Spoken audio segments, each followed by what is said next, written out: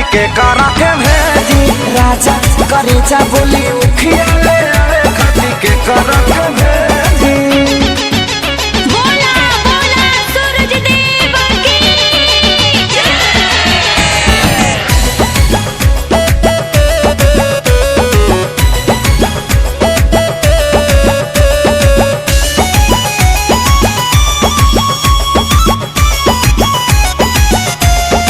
घरवा में बानिया माजी पुरनिया इहा के भेजब तो कही का दुनिया। घरवा में बानिया माजी पुरनिया इहा के भेजब तो कही का दुनिया।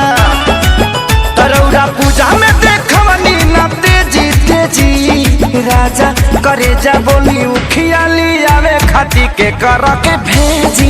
राजा करेजा बोली उखिया ले आवे खाती के करा के भेजी। के करा के भेजी। उखिया ले आवे खाती के करा के भेजी।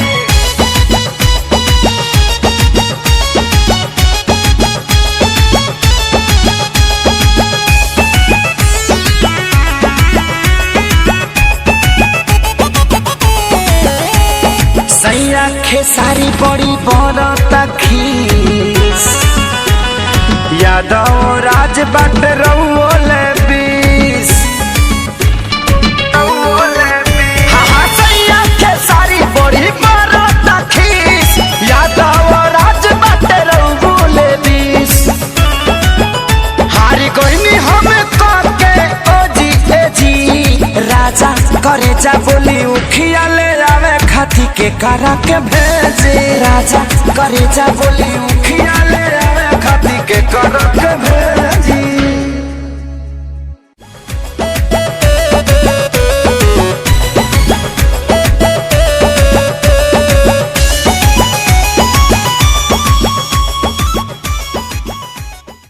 हारी कोई हमें करके ओजी एजी। राजा करेजा बोली उखिया ले आवे खाती के करा के भेजी। राजा करेजा बोली उखिया ले